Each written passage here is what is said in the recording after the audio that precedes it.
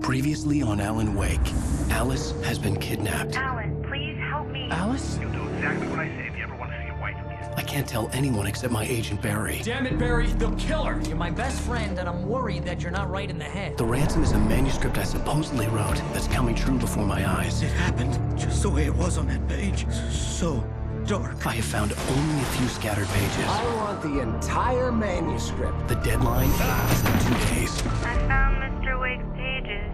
Good girl. How the hell did she get her hands on the manuscript anyway? I don't know. She's resourceful. I told you you were too hard on her.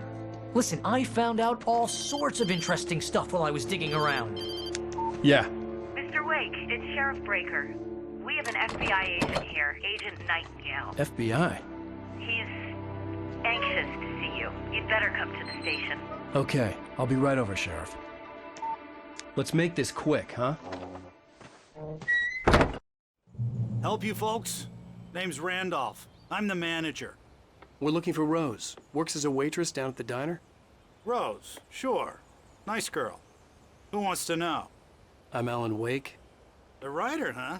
I heard on the radio you were visiting. Well, I'll show you her trailer. That Rose, she's a nice girl. Always pays her rent on time. As I was saying, Al, I found all sorts of weird stuff from the local newspaper's archives. This place is crazy. Disappearances, mysterious deaths, urban legends come true, and get this, most of this stuff takes place around Cauldron Lake. Well, you ain't wrong, mister. The Indians thought the lake was a doorway to the underworld. I'm the God-fearing type myself. I don't hold with that sort of thing. Yeah, okay. Anyway, there was an island there owned by a guy called Thomas Zane. Now, some of the articles I found about him make him out to be a famous writer, but I ran a bunch of searches, couldn't find a single thing he wrote. Zane was heavily into diving, so much so that the place came to be called Diver's Isle. But the volcano under the lake erupted in 1970, and Zane went down with the island. Yeah, how about that? It was there in the morning, as if it had fallen from the sky. But it would take a tornado to lift something like that. We're damn lucky it didn't crush any of the trailers. Come on, mister. I'll take you to Rose's trailer.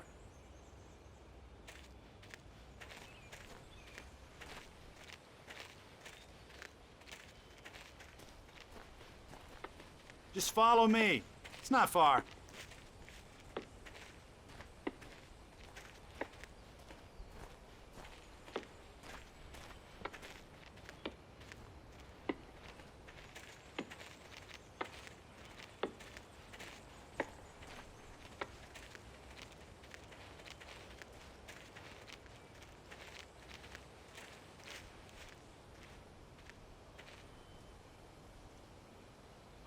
It gets better. A local girl, Barbara Jagger, drowned in Cauldron Lake just a week earlier. They were lovers. Sure, Jagger's a local spook story. The Scratching Hag. Comes for you in the dark. Childish stuff like that. Anyway, Al, I'm just getting to the best part. All of the articles about this stuff were written by Cynthia Weaver. I asked around, and she's that crazy bag lady you met. What, the lamp lady? She can be a little loopy, but she's not homeless or anything. Yeah, anyway, she knew both Jagger and Zane before they both died, and she had some kind of a breakdown.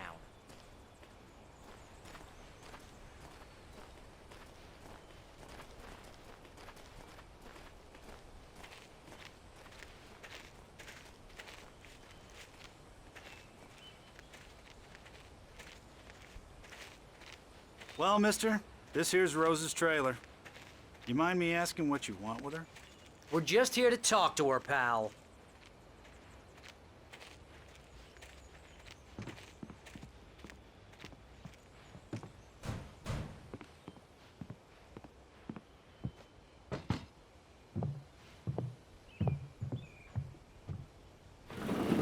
Welcome to...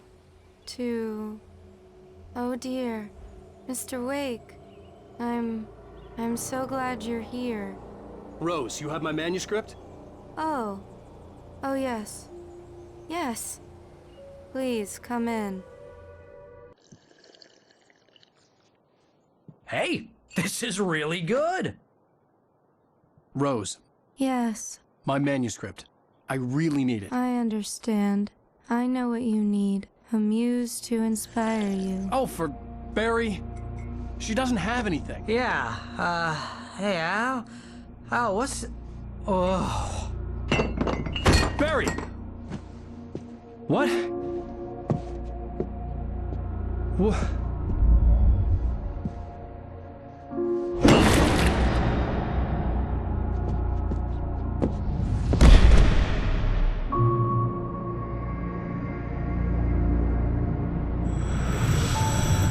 It's coming for you, hiding in my barber's skin. I'm too weak to stop it. You must turn the lights on. I promised I'd come visit you and your lovely wife. You must finish what you started. I insist. You must turn the lights on. Turn the light on. Back to work, boy.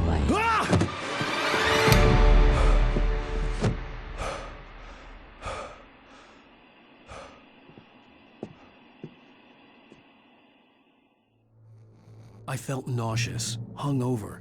Only anger kept me going.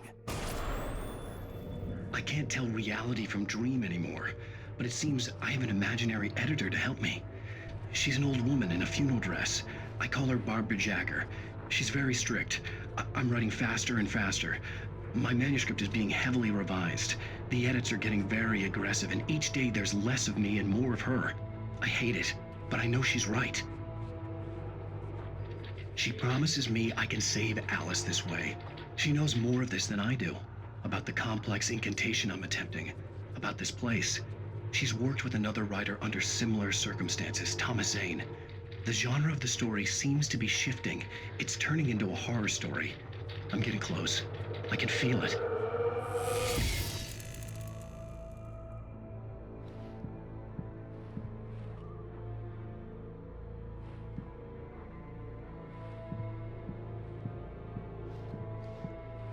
Rose took a day from me. I had less than 12 hours left to meet the kidnapper. All I could do was get Barry into the car, work something out once I got on the road. Welcome to the Oh Dear Diner. What can I get you today? Coffee? I couldn't work up much hate for Rose. Something had used her to get to me and left its mark. First refill is free. Milk and sugar on the counter there. My gun and flashlight were gone.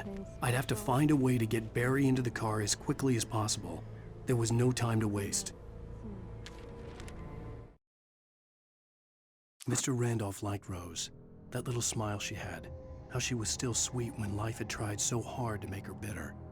It wasn't any of his business what she did in her trailer. But those strangers, the writer and his smart-ass sidekick, looked like trouble. And they'd been in there for hours, way past her normal bedtime. He reached for the phone and called the sheriff's station.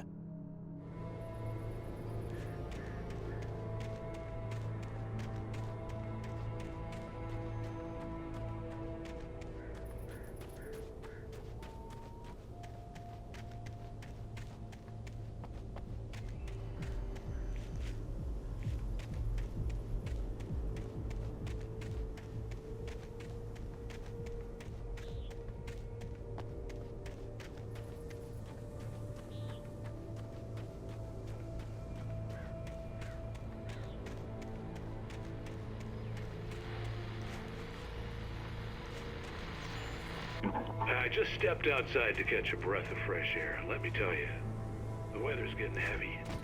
Nights like this make me especially glad I'm here talking to you and not home in bed. Once the weather takes a turn like this, I can't sleep at all. It's all tangled bed sheets and dark thoughts, punctuated by the occasional plunge into nightmare. Is it just me? Well, perhaps it is. But I hope I can make the night a little bit easier to get through. Caller, you're on KBF FM. Hey, Pat, it's Walt Snyder. What's on your mind, Walt? Well, I am the way you are, but, well, I can't sleep either, you know?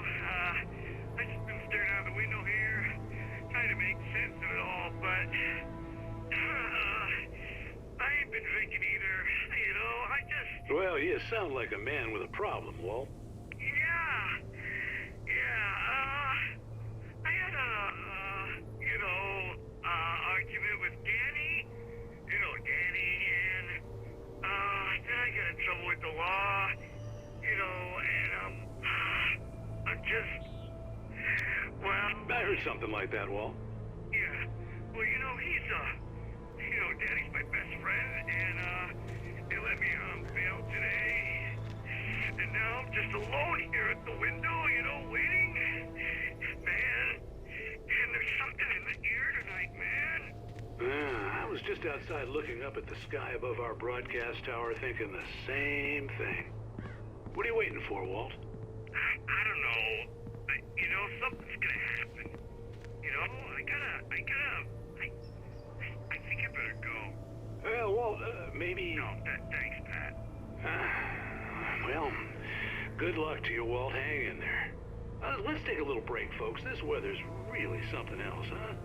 How can I be sure?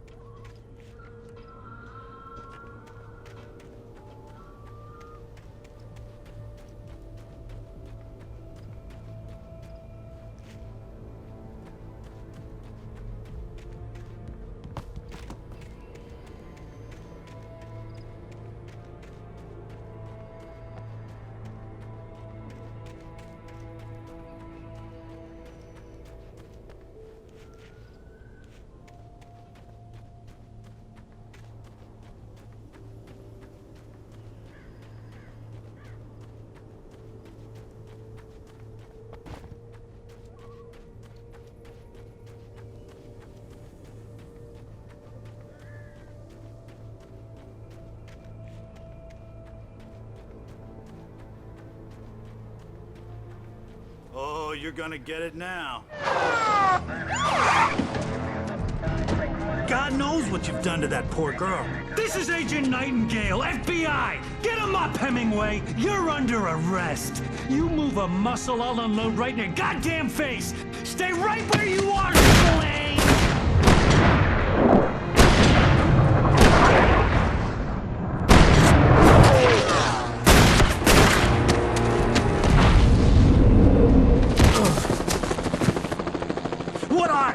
I'm standing right here, you goddamn maniac!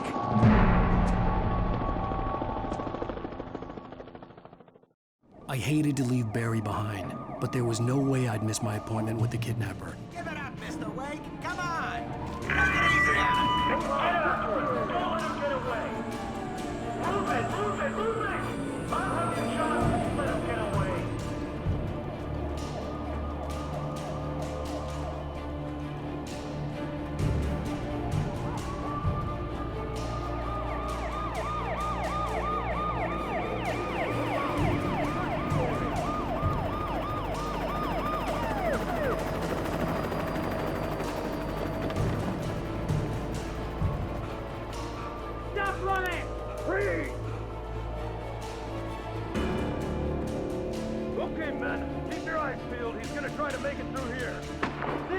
Oh, damn.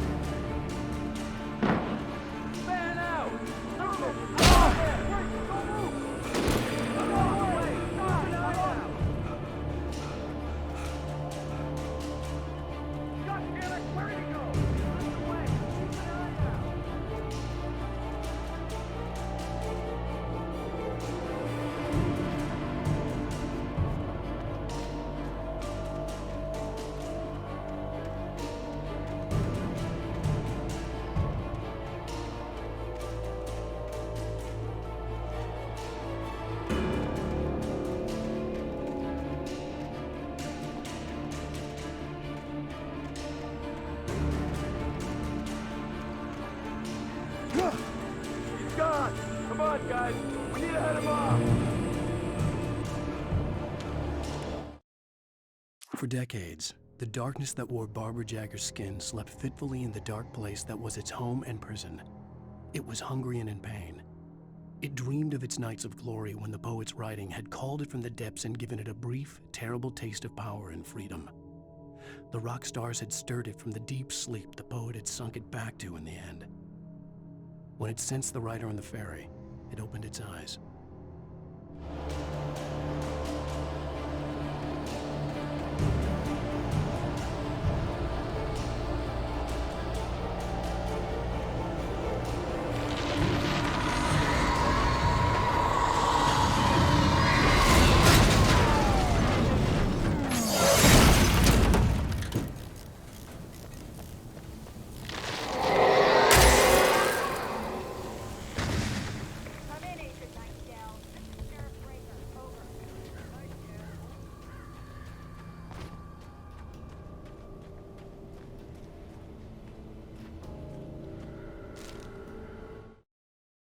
Rose didn't know how the strange old lady got in her trailer, and she looked wrong somehow.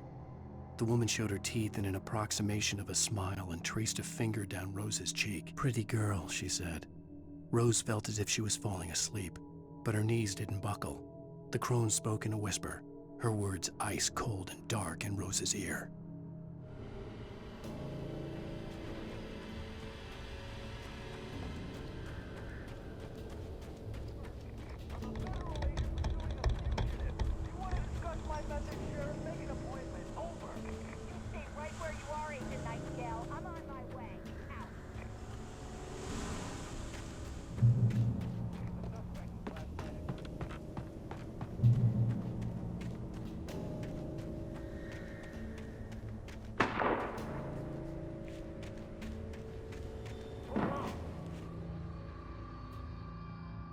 Search the area!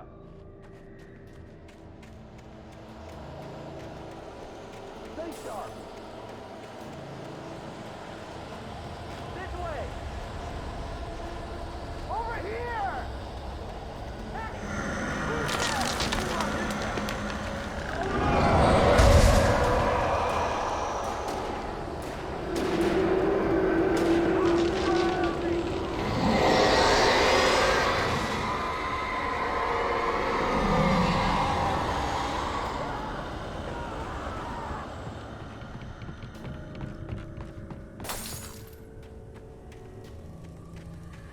This horror was everywhere I went, circling me. The cops didn't stand a chance. They were after a writer, not a monster. Wait, are you seriously telling me that geek writer just took out my deputies? Are you kidding? I mean, have you seen this guy? He wears a tweed jacket. Over. He's the guy we're chasing. If it's not him, who then? Bigfoot? Over. I don't know yet, but I'm not in the habit of jumping to conclusions. That tends to come back and bite you in the ass. Out.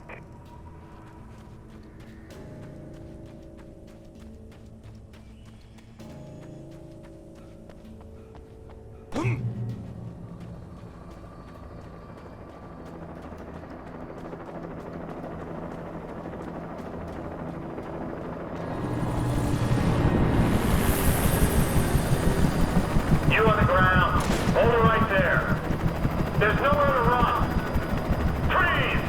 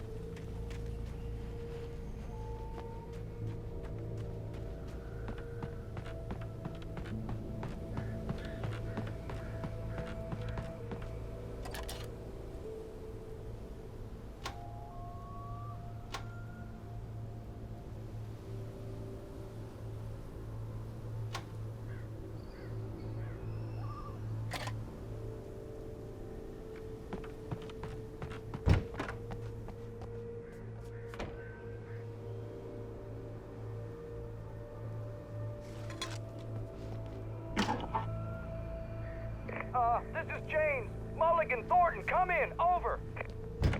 Thorne's here. Jake, we got both Wheeler and Rose in custody.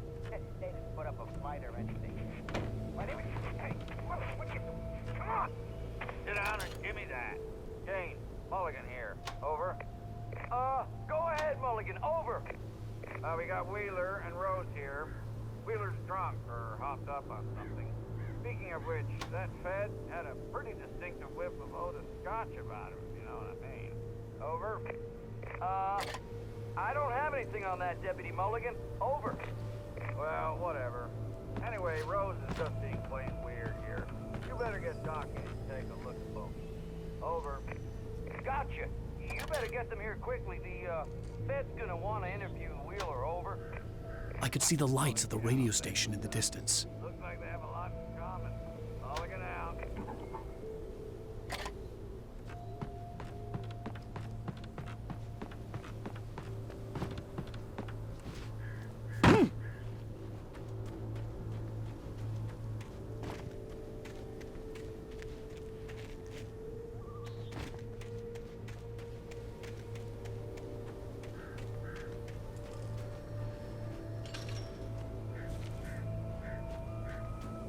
I imagined that the broadcast tower in the distance was part of the local radio station.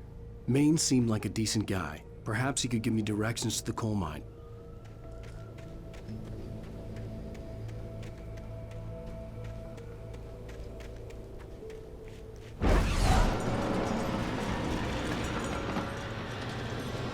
Unnatural shadows clung to the gate. The darkness that was after me was trying to stop me. I wouldn't get through without a light.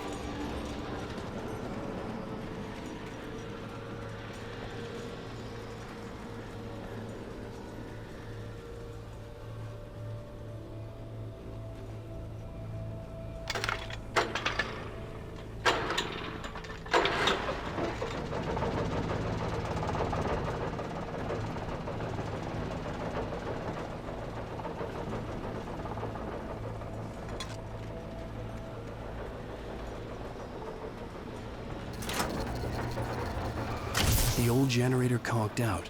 I'd have to see if I could fix it and try again.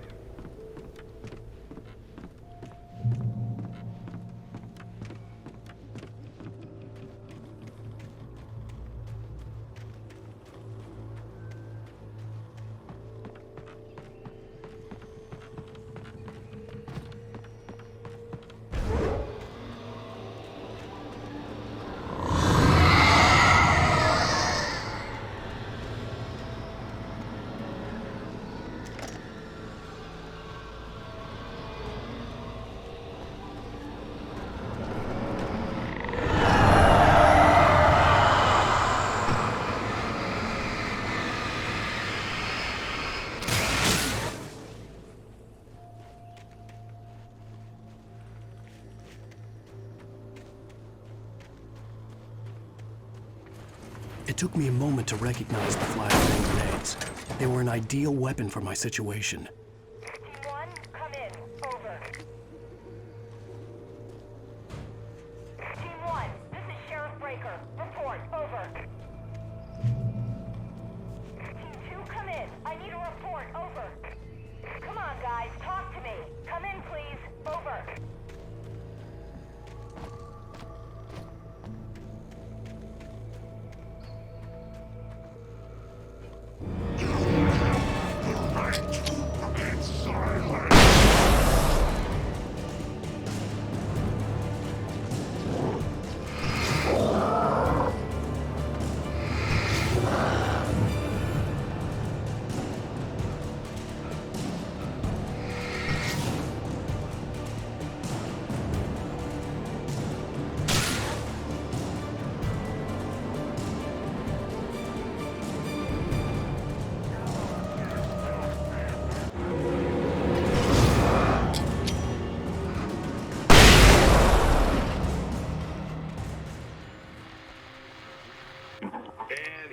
call. You're on KBF-FM with Pat Maine. It's Milt Peabody, Pat. What's on your mind, Milt?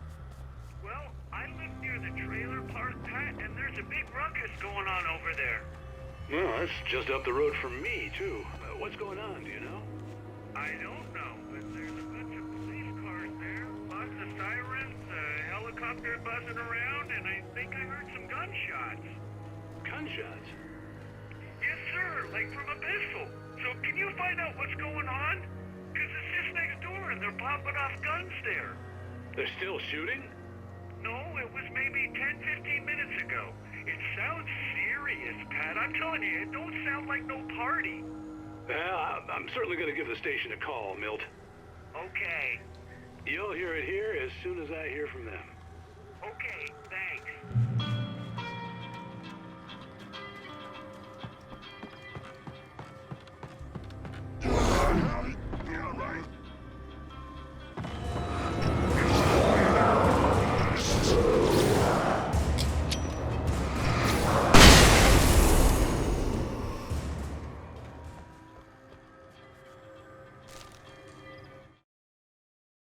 Touched by the dark presence, Rose was lost in a dreamland where everything was drawn in black and gray crayons. The old lady had promised her that all her wishes would come true. She would be Alan Wake's muse. She was smiling so hard it hurt her face. She crushed a bottle full of sleeping pills into the coffee. Deep down inside, she was screaming in terror.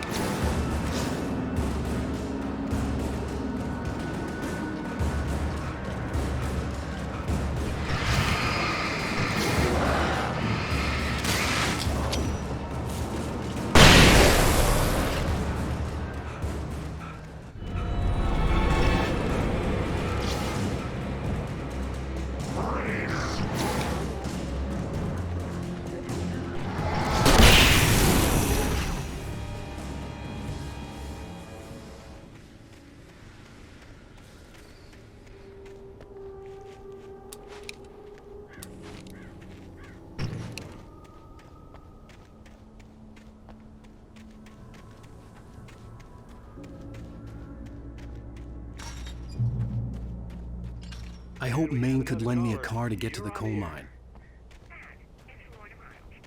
Why, hello, Lorna. What do you have for us?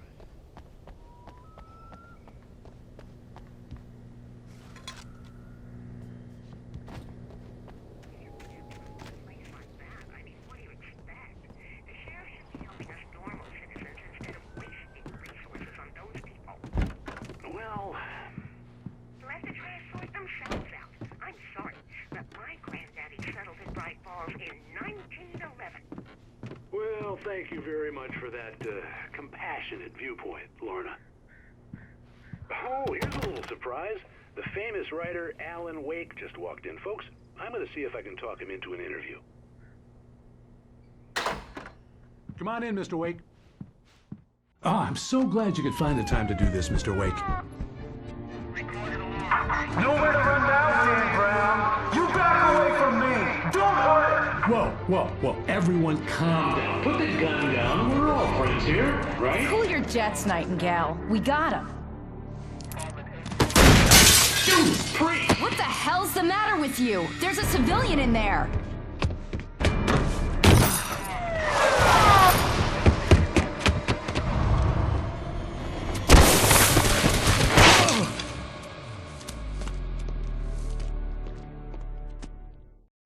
I'll get you yet, even if it kills me. You hear me? You hear me, H.P. Lovecraft?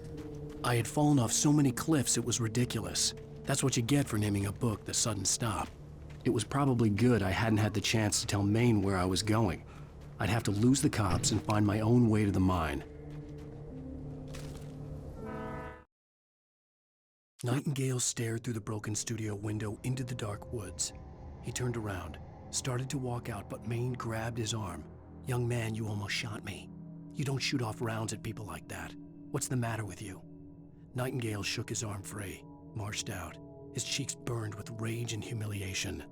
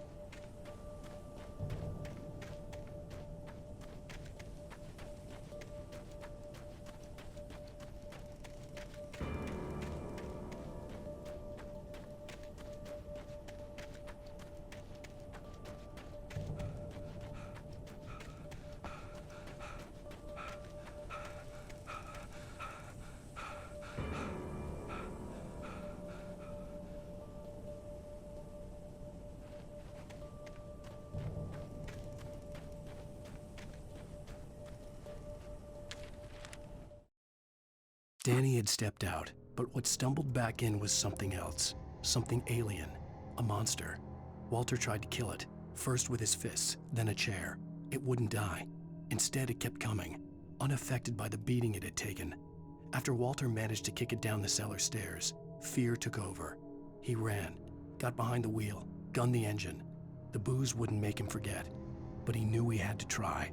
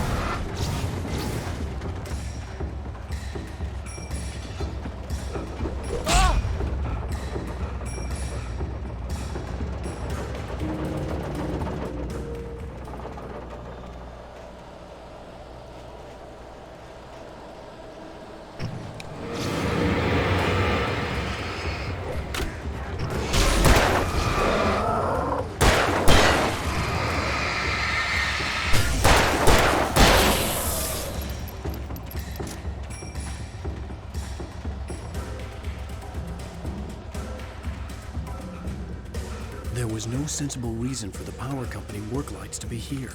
It was almost as if they'd been left for someone like me to use.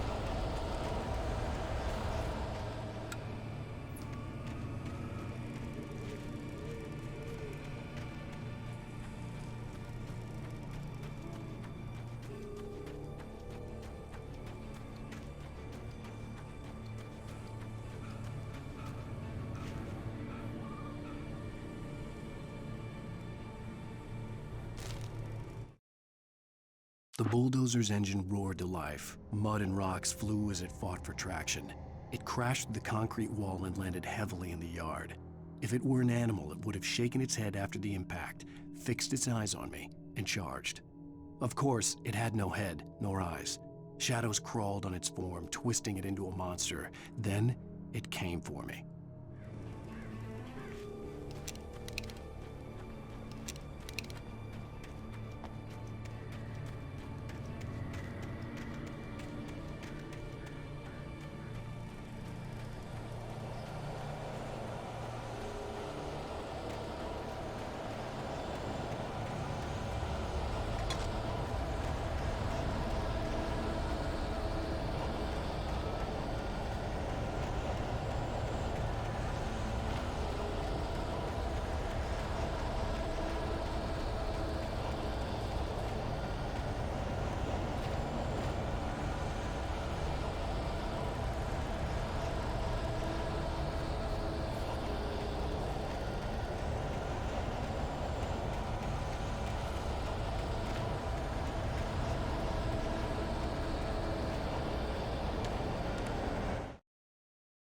Sarah trusted her gut, and her gut said Agent Nightingale was an asshole.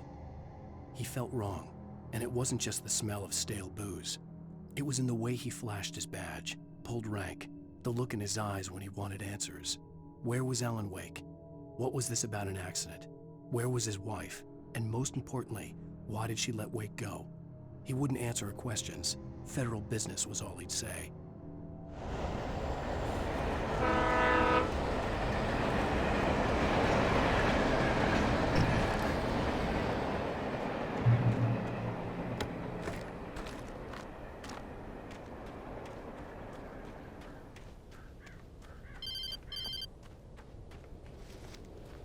Hello?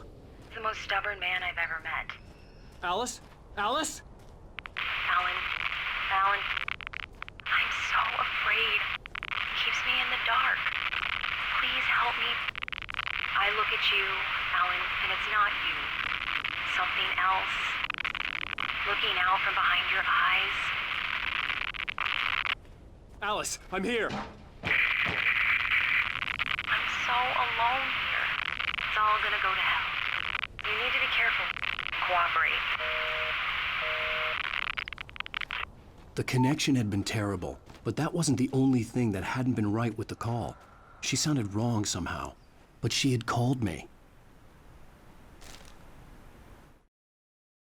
The pipe wrenched itself loose from the bridge's steel framework.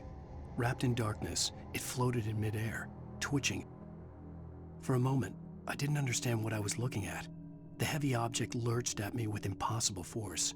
I threw myself out of the way, but just barely. When I turned my flashlight on it, it shook in a dark rage before it flew at me again.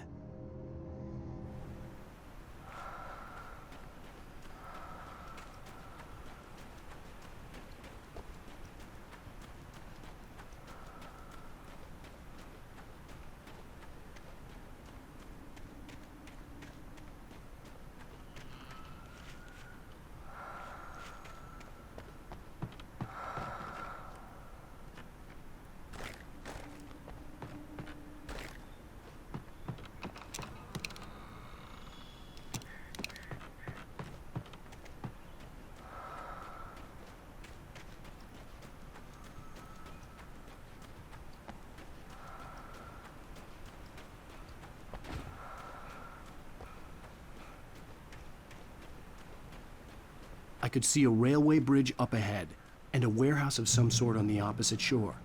I hoped I could find a car from there.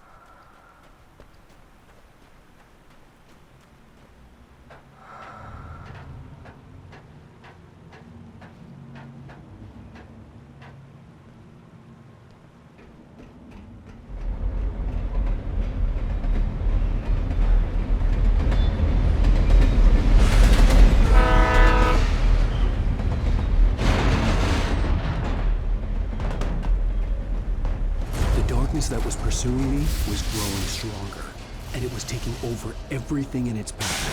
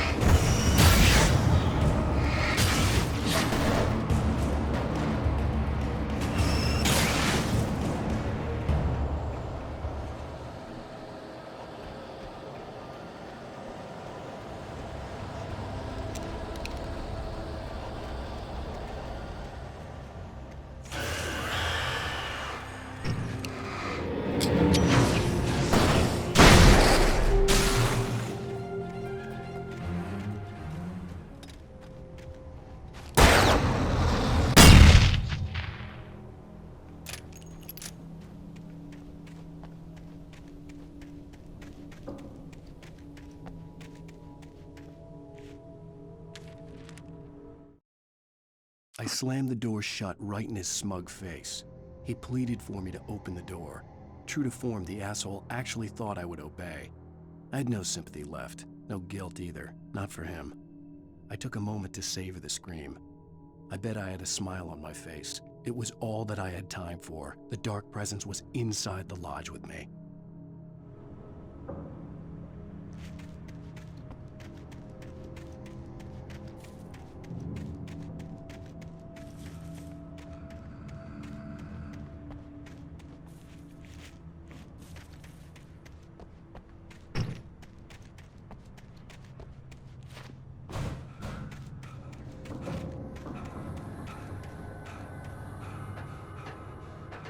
As a teenager, just starting to get interested in writing, Stephen King had been a source of inspiration to me. I thought about all the inanimate objects that had come to life in his books. No one is safe in a good horror story, certainly not the protagonist. That's what makes them fun. This was anything but. The darkness could possess anything, and it was getting closer.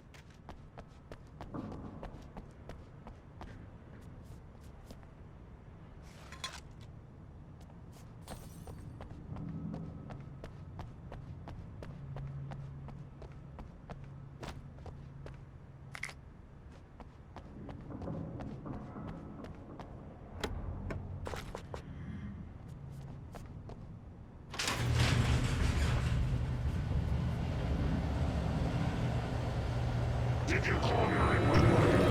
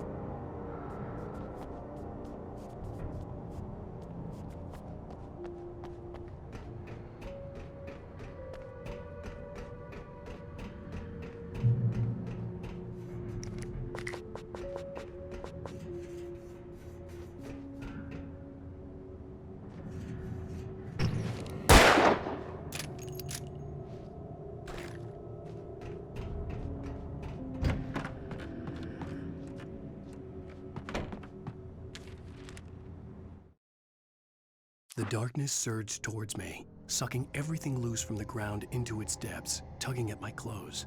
I saw the flare the kidnapper had dropped and threw myself towards it just as I felt my feet leave the ground. The darkness embraced me with the force of a tornado. Somehow I managed to light the flare. The darkness roared and cast me away. I fell toward the dark waters of the lake far below.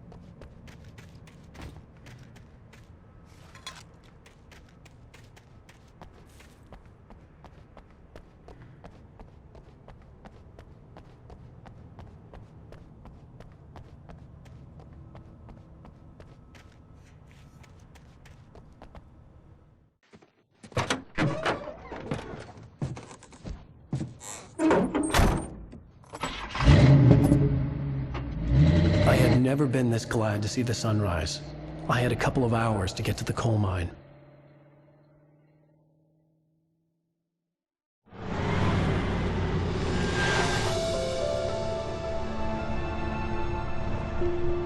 The coal mine wasn't far now.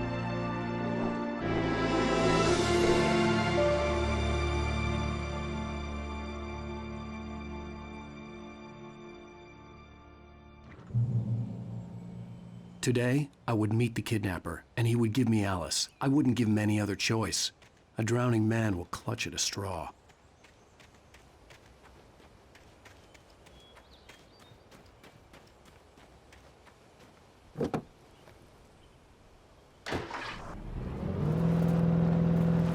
Little by little, without realizing it, I'd come to believe that the story in the manuscript was coming true.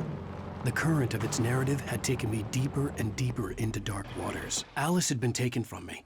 Barry was probably in jail. I was a fugitive from the FBI. The whole world taken over by the dark presence was trying to destroy me. It all felt real, but it matched a textbook case of insanity. Even during daytime, I was being stalked. The bridge must have collapsed only moments after I'd crossed it.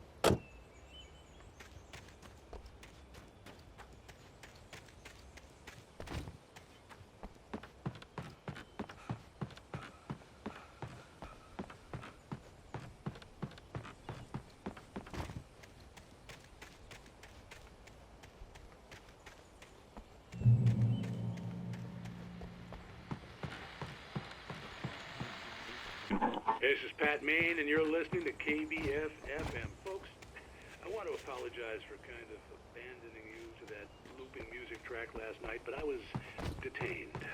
You see, I encountered a big-shot G-man with an itchy trigger finger who could use a lesson in manners and a boot in the ass. Not necessarily in that order, either.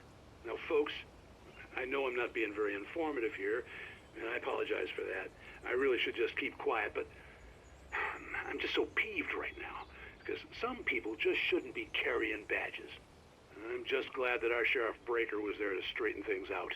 And if someone I met last night is listening, let me just say, I'm sorry if my mouth got you in trouble. I'm pretty sure you're not the bad guy here. Godspeed, son. I hope you know what you're doing. Now, on a lighter note, I'll be talking to Dr. Nelson all morning. But first, a little music.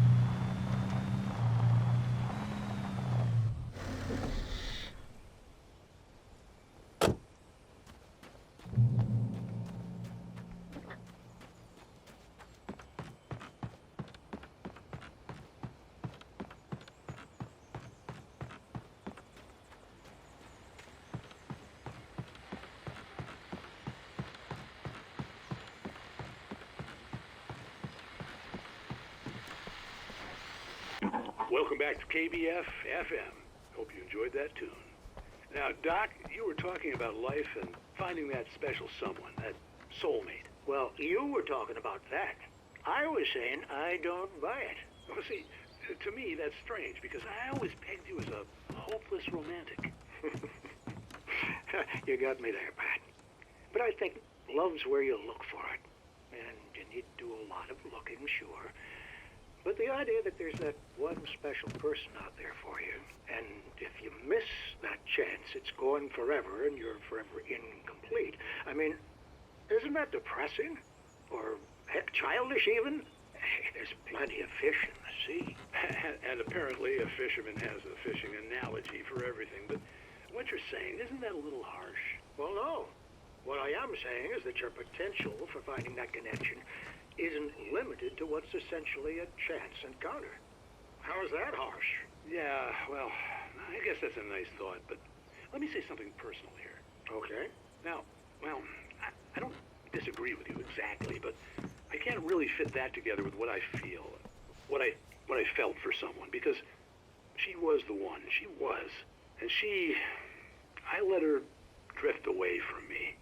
Maybe I didn't put in the work, I don't know, but well, since then, and it was a long time ago, but since then, there hasn't been anyone, not like her. And I'm not saying I dwell on her or haven't moved on. I like my life. I'm not living in the past, but I do miss the way she completed me. You can't argue with the heart, Pat. I'm sorry, folks. I had kind of a scary experience last night, and let's just say it's shaken a few things loose.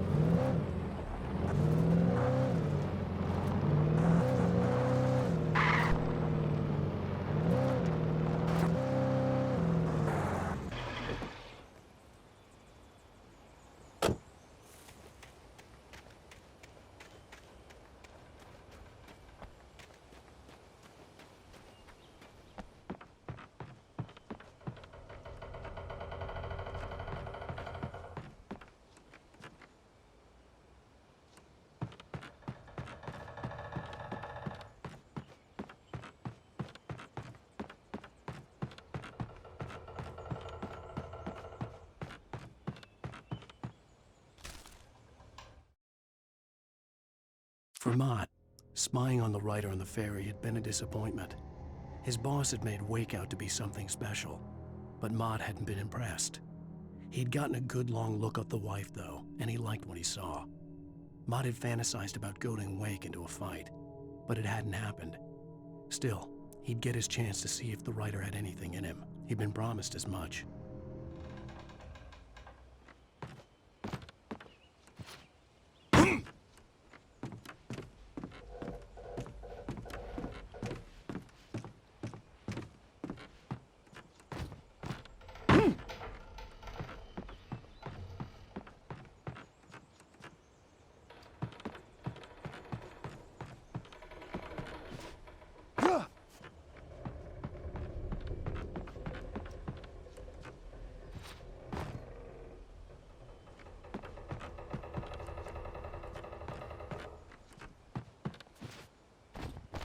I was early. I was supposed to meet the kidnapper at noon in the main building. The coal mine was quiet. It was a museum now.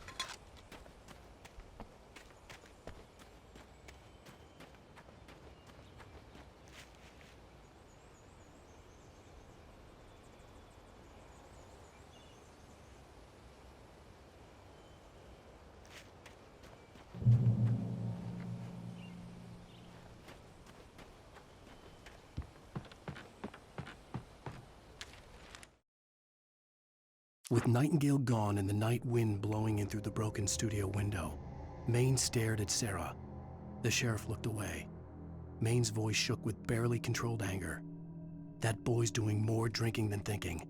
I hope you know what you're doing, Sarah. He's got a sickness in his eyes. You take my word for it. He wants Wake for a reason, and it's not for anything good.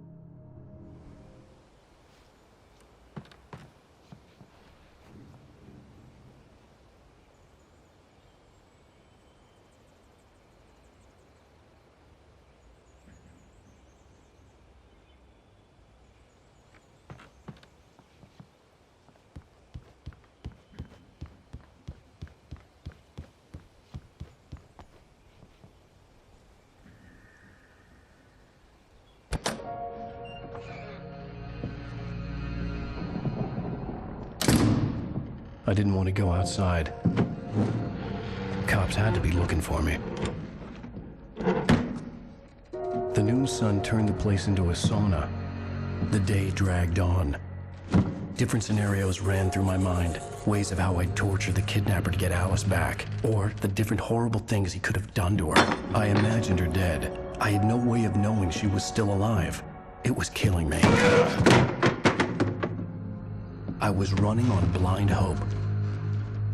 It was all a waste of time. The bastard never showed up.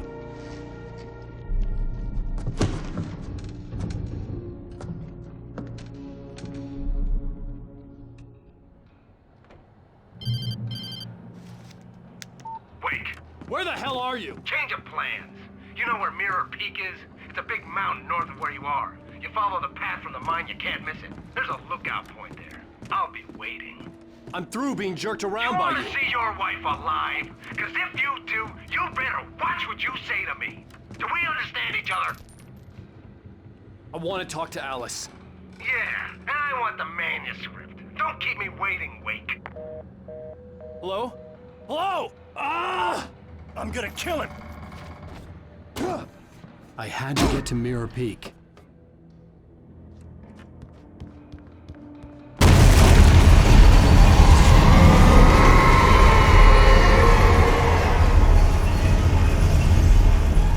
It was close, maybe closer than ever before.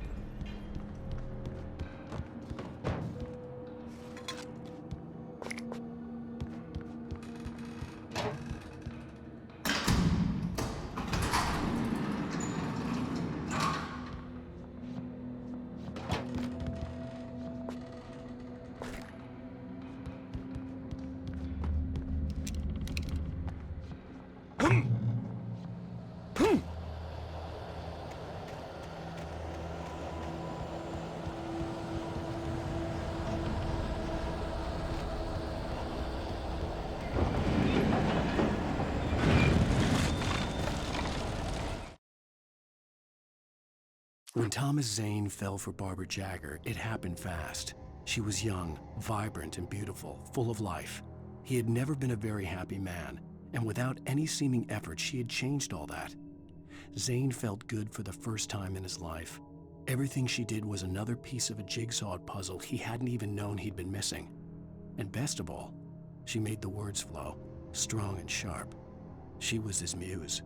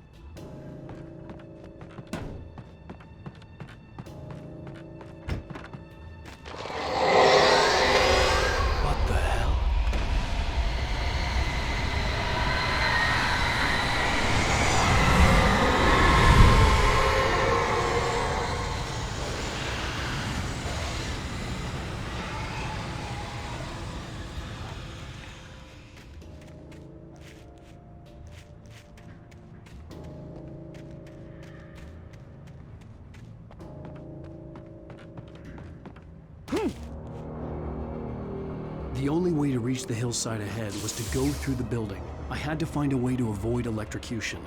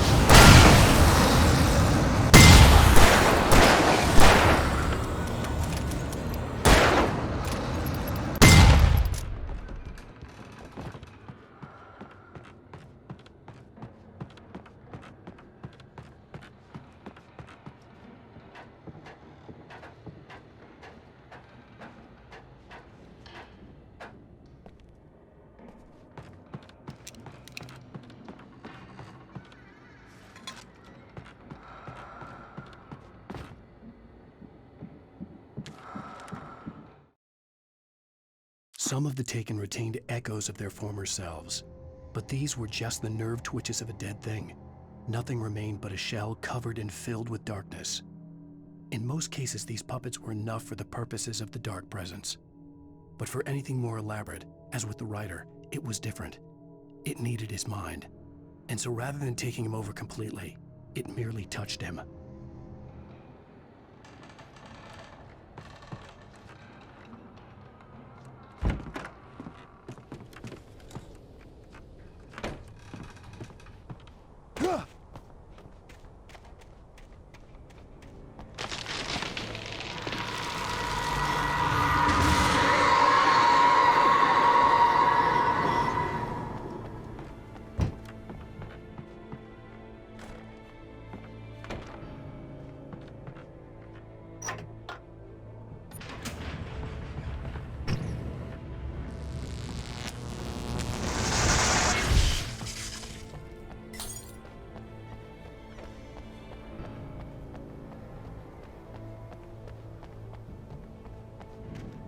There was no way the flashbang grenades were standard power company equipment.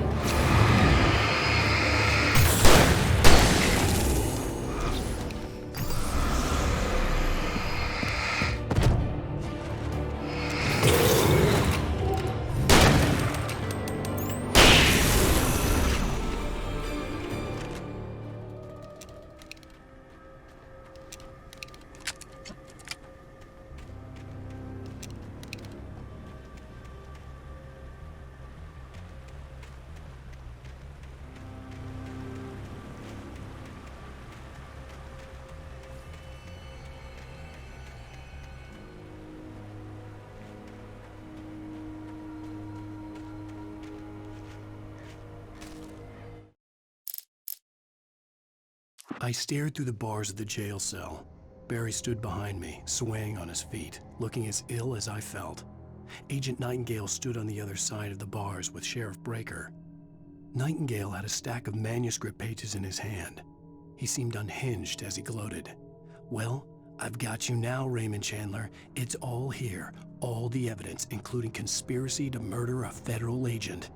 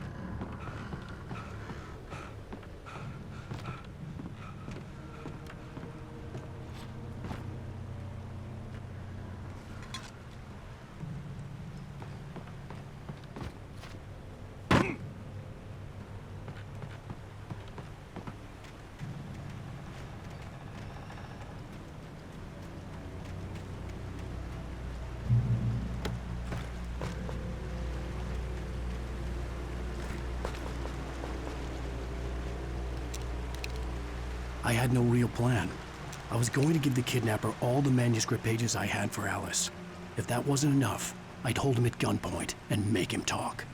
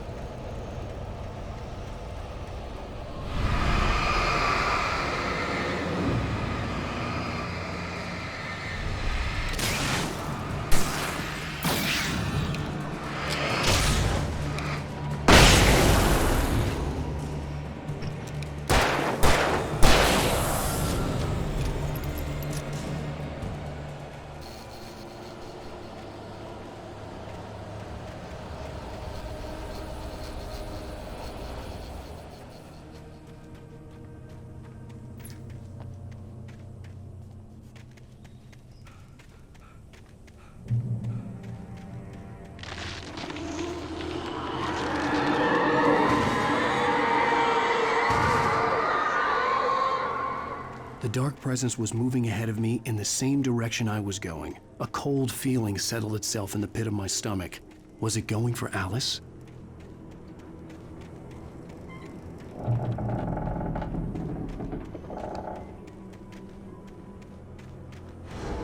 The graveyard shift may cause cancer.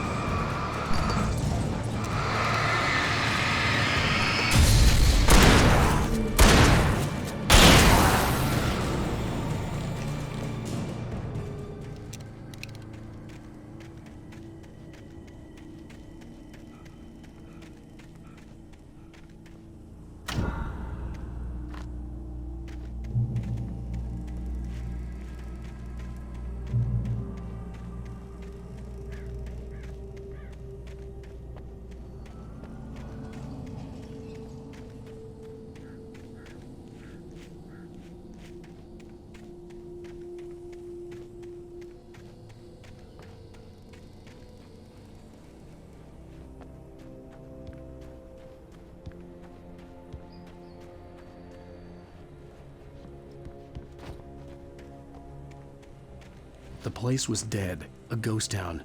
Had been for decades, maybe a century.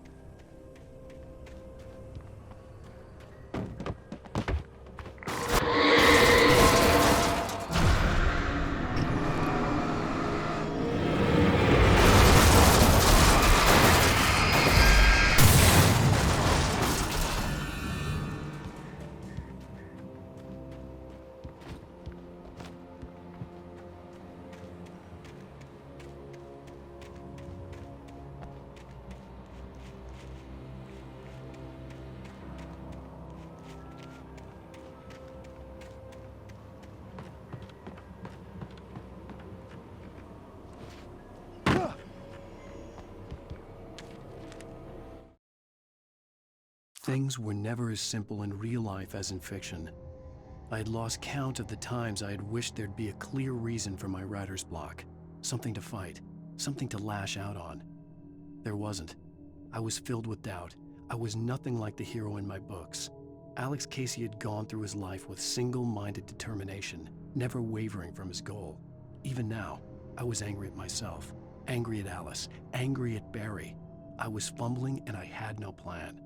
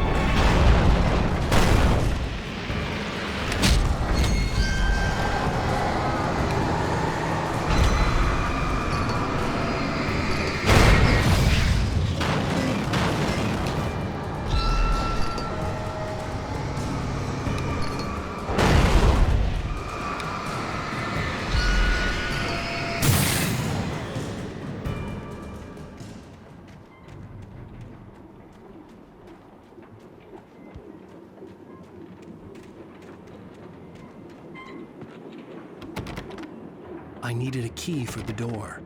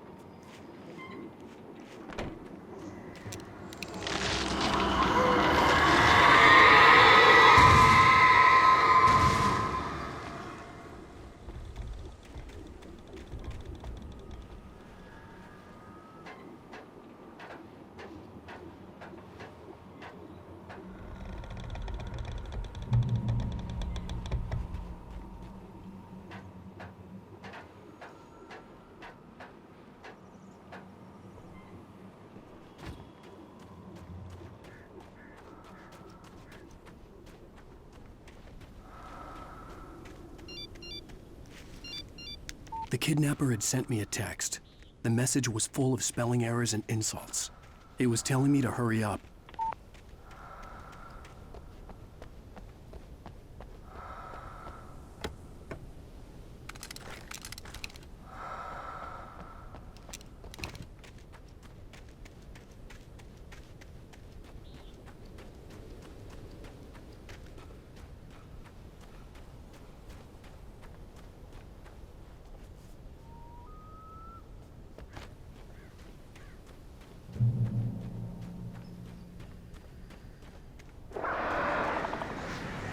Birds.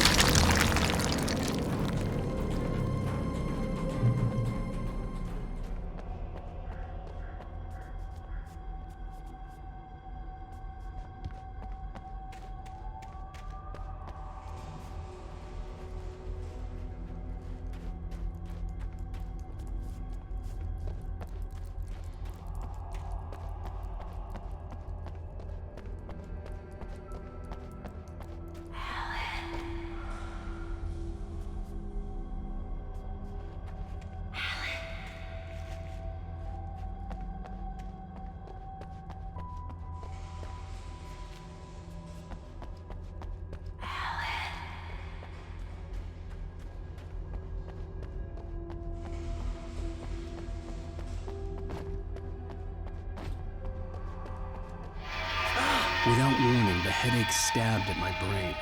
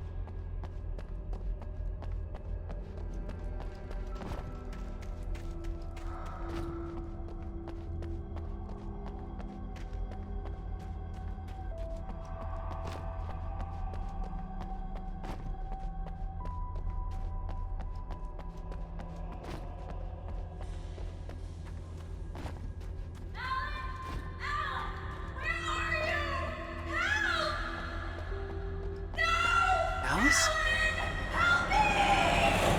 Alice!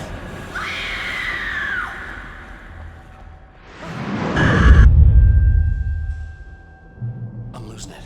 I gotta get out of here.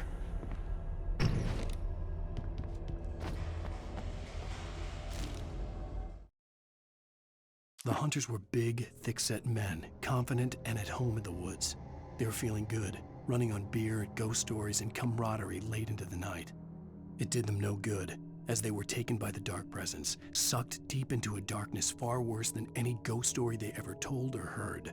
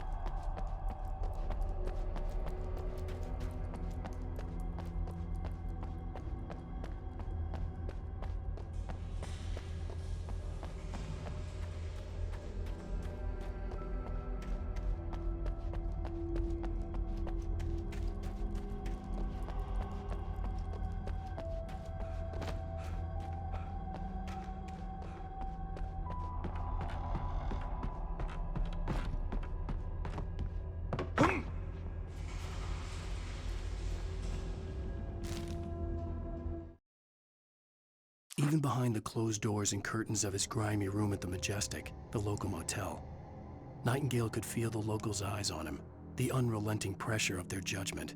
He forced it out of his mind. For all he knew, they could all be under Wake's spell already. You do what you have to do to get the job done. He took comfort from the bottle in his hand. Please, he thought, just let me get through this.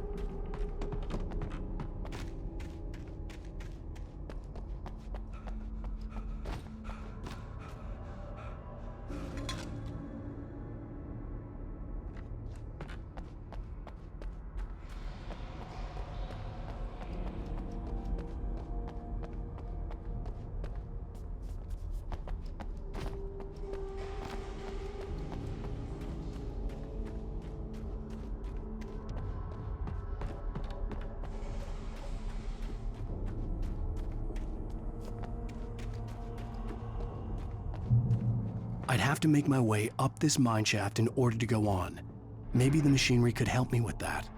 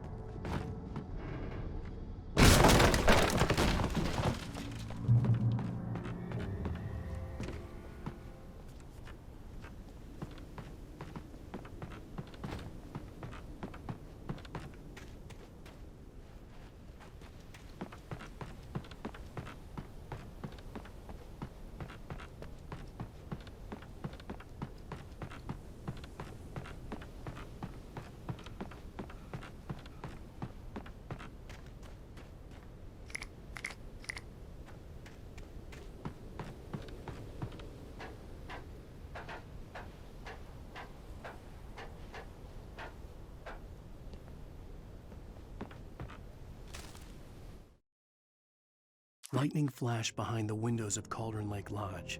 Tor Anderson laughed and held the steel hammer above his head. Nurse Sinclair was trying to calm him down without success. Tor grinned madly and shouted, "My hammer's up. Here's a friendly poke from Molnir, wench." He brought the hammer down with all his might on Sinclair's head. "We're on a comeback tour, baby."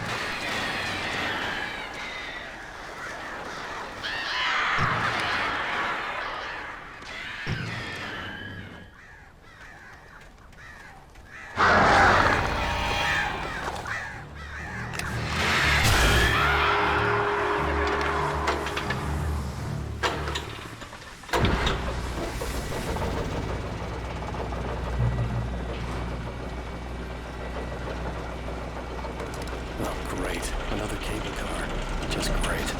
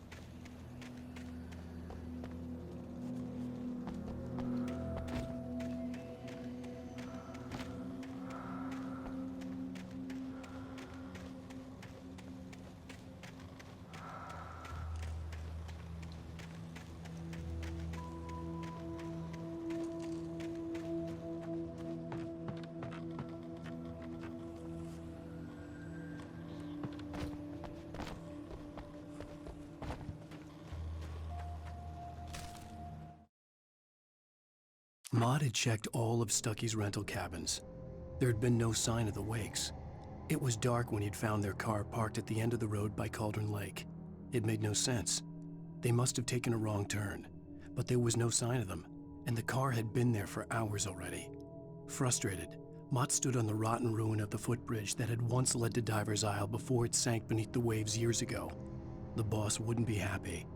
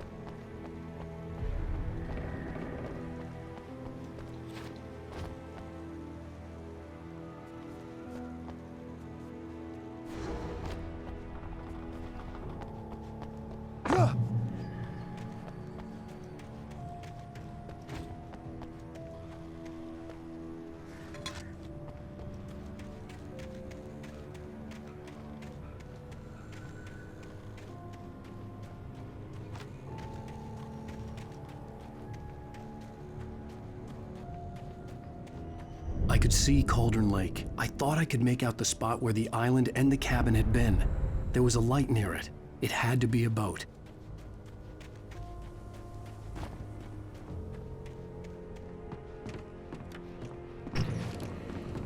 I was close now.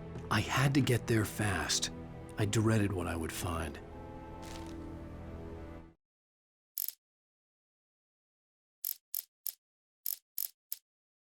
I tried to hold on to Alice, but her form melted away. I was losing control. Dr. Hartman stood in her place. I wanted to hit him, but my arms were jelly. He smiled. It was a reassuring smile, and I hated him for it. I had to give you a sedative. Don't fight it. You went through another rough period. Right now, it's very important that you stay calm. We don't want you to have another episode. You're a patient at my clinic. Have been for a while now.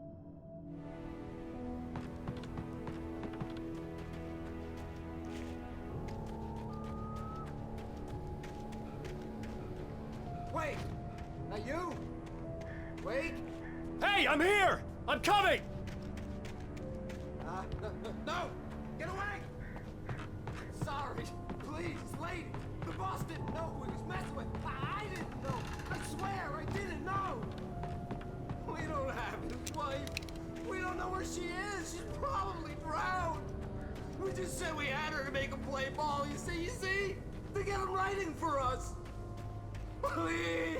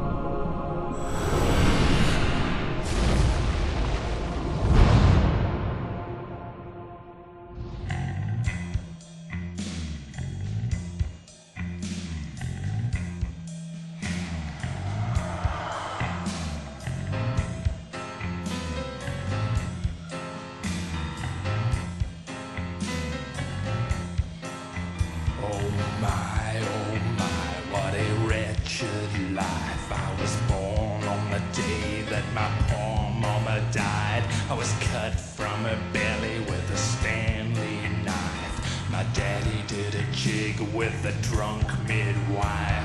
Who's that yonder all in flames, dragging behind him a sack of chains? Who's that yonder all in flames? Well, up jumped the devil and he staked his claim on me.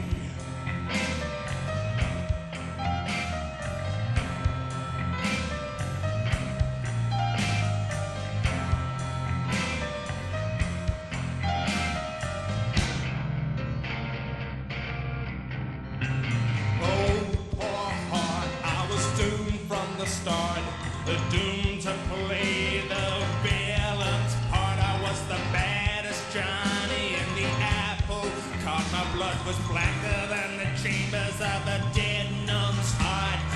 Who's that milling around the courthouse steps? Nail on my face to the hitching fence. Who's that milling around the courthouse steps? Up jumped the devil and off we crept.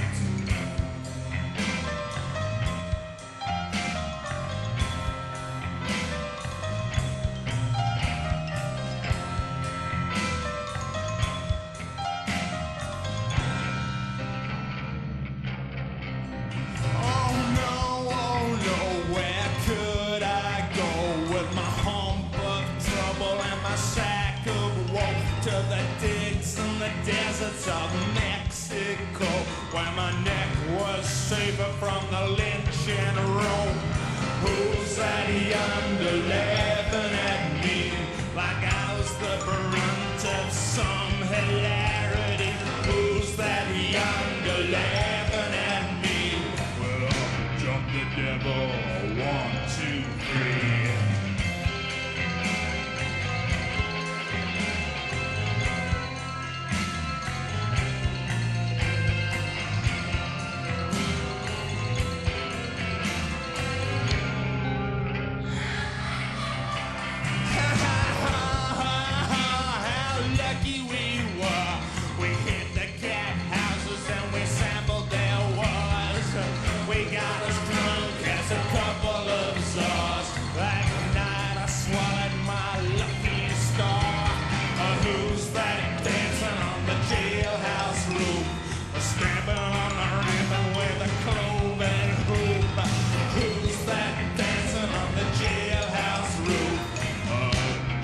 Devil and said, here's your man, I got